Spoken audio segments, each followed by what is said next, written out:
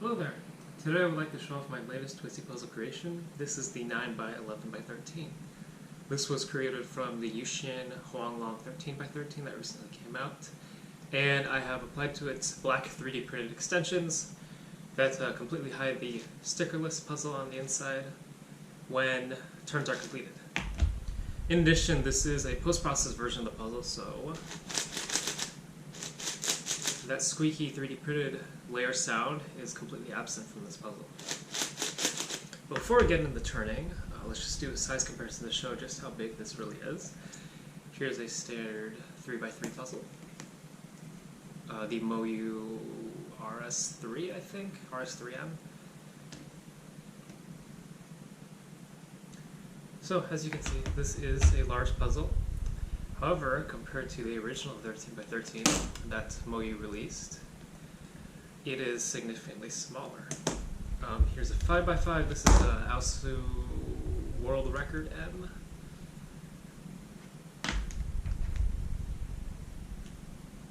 Yeah, for me, this puzzle is actually just a little bit too big to handle well. Get these out of the way. But first, as usual, let's take a look at the shapes. And I do have it a little bit tighter than usual. Seeing that it's difficult for me to wrap my hands around this, I figured keeping it tighter would be ideal.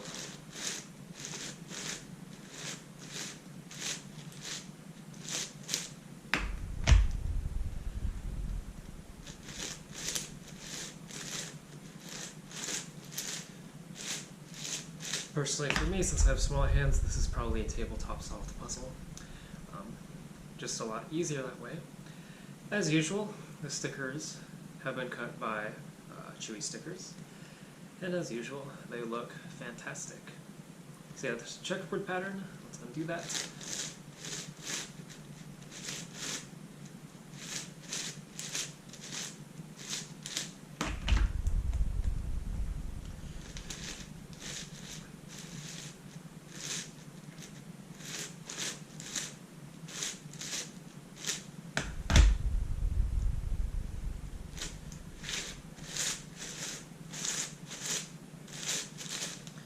And as you can see, the excellent turning quality of the inner 13x13 has effectively transposed completely to this puzzle. As you heard, since it is post-processed, it sounds effectively the same as a 13x13. And here I'll just show you what the layers look like. So because the 13x13 has very contoured pieces on the edges, I went ahead and matched that with 3D printed extensions. That way there's no gap between the extension and the piece, and it's a full fit piece. And of course, the white and yellow faces have the tiny 1mm layer caps. That way that I can cover all gaps and ensure that the entire puzzle is black when it's in a completely, when all the layers are turned into their proper positions. Let's get into more of the nitty-gritty. So corner cutting, as usual, is fantastic. Usually for these puzzles, a piece is pretty realistic. You can go a little bit further, but if you go too far, well, actually I haven't done this before. Let's see what happens. It can lock up. These puzzles don't pop very often though, so that's good. The inner base puzzle is very high quality in that regard. These sides, again, a piece is pretty much all you'll get out of this. That's all you need. Really what's most important for this type of puzzle is, and I always do this, is the big shifted layer cut, where everything is kind of misaligned. That's probably too much. Everything's kind of misaligned, and then it'll cut through that. Same thing on the other faces too. This is a little bit unrealistically far. I don't think you should try to cut that when you're solving, but it can do that. General misalignments are fine. Reverse cut is effectively, I'm going to just say non-existent. Yeah, it can't really do it, but little misalignments like that are no problem whatsoever. So yeah, that's the corner cutting. Before I scramble it, let's see if I can do some algorithms. And I haven't actually tried the algorithms on this puzzle. This might not go super well, but let's try. This puzzle is really big, so I'm going to try first I'm going to try the opposite edge swap algorithm. Not opposite, adjacent, I mean. Oh, I'm turning the wrong way. That's not a good start.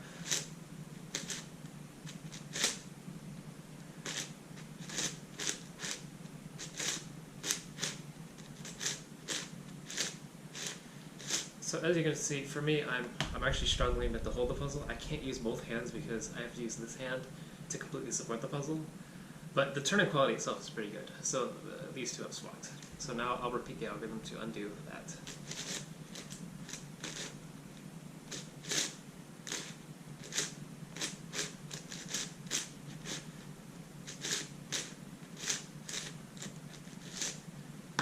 So it's a little bit, the puzzle is a little bit heavy, but those algorithms are perfectly executable.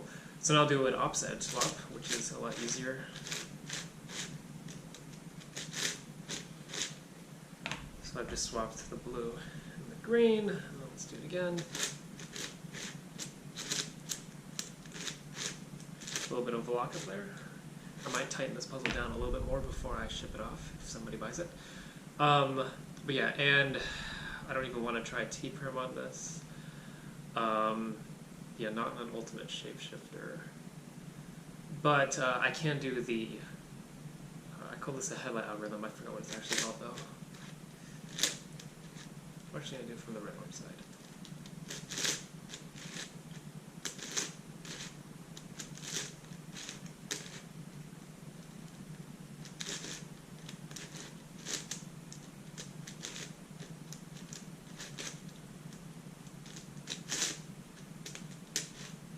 Yeah, that's just like the final.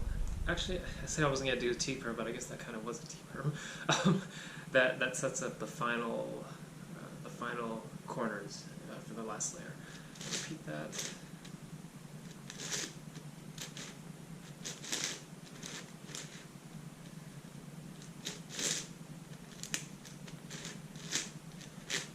Yeah, the turning quality is good. It's just that the puzzle is so big, and honestly, compared to like previously, before Moyu and Yuxin started making these smaller puzzles, and a 10 by 10 by 8 would have been bigger than this. So in comparison to what we used to have, this is actually not too big, but for me, especially since I've never had like a Shangsha 10 by 10, the first 10 by 10 I had was the Moyu one, the small one. I'm used to that being the norm. And this is a little bit difficult to handle, in all honesty. The 8 by 10 by 12 was reasonable and manageable, but this is a little bit more challenging for me. What's going to be even more challenging for me is solving this, and I'm about to scramble it, just to really show off the turning quality. So, as usual, we're going to go ahead and keep all the layers unshapeshifted. And by that I mean we're going to only make 180-degree turns for now. That way that we can get a full scramble. And this is going to take a long time. Honestly, I might not do a thorough scramble because I don't have all day. And with these puzzles, you get to a certain point where it's pretty much good enough. Really quickly. I do know how to solve this. I'm not very good at it. And all honesty, when I get to the last parity steps, I might just loosen all the sides and take out the pieces that I have parity on instead of actually solving them, because doing red bull algorithms and brick parity algorithms so often is tedious. And if you hear whining, I apologize, that is my dog.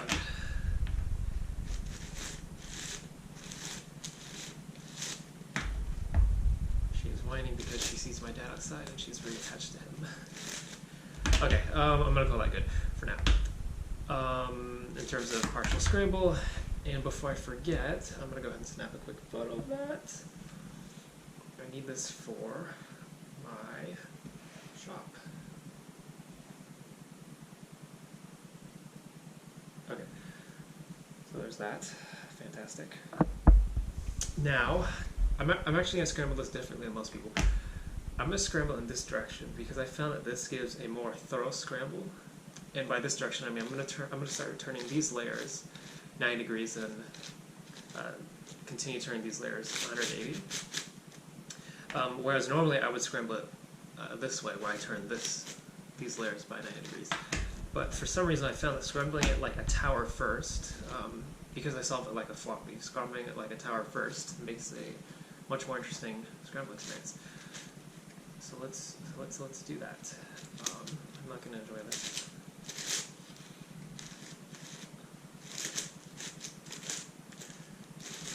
What have we done?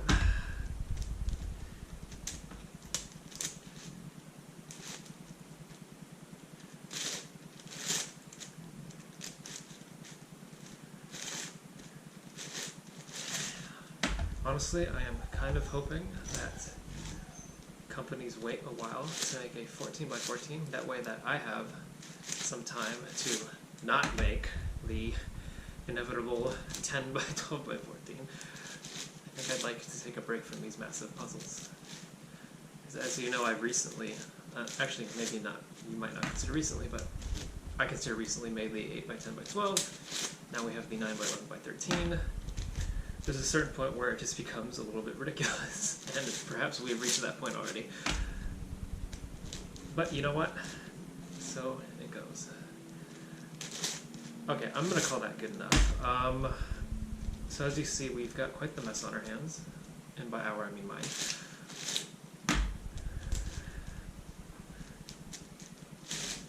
And it is getting a little bit difficult to keep everything aligned, but the table helps in that regard. Yeah, so this is, it's shapeshifted and scrambled, so effectively right now it's been reduced to a, shoot, what is this, 1, 2, 3, 4, 5, 6, 7, 8, and 8 by, this is a pseudo 8 by 8 by 10 now. Yeah, but now we're gonna, 8 by 8 by 10, sorry, 9 by 9 by 11, 13, 11, I'm 1, 2, 3, 4, 5, 6, 7, 8, 9. A 9 by 9 by 1, 2, 3, 4, 5, 6, 7, 8, 9, 10, 11, 12. 9 by 9 by 13. That's what it's. This is a pseudo 9 by 9 by 13. Production quality is not of note with these videos. But before I fully scramble it, I will take another picture of this before I forget. Fantastic. This video is already too long. That's okay. And now for the full fantastic scramble. So at this point I will freely rotate all the layers by 90 degrees, and this becomes an effective 9 by 9 by 9. And a mess, a nightmare, and a big headache.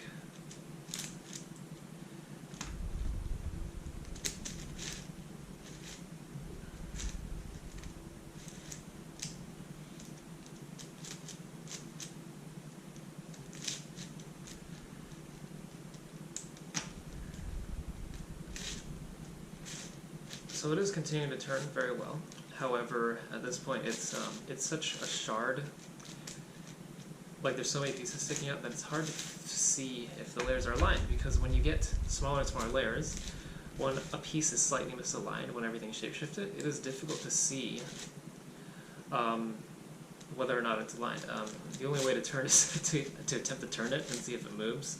And if it doesn't move, well, that's a pretty good indicator of misalignment. Like that. See, I have a layer. One of these, I'm just going to wiggle it around, and hopefully it'll... Come on, work with me! Yeah. Yeah, did I mention this puzzle's a little bit too big for me? All jokes aside, hello? Okay, there we go.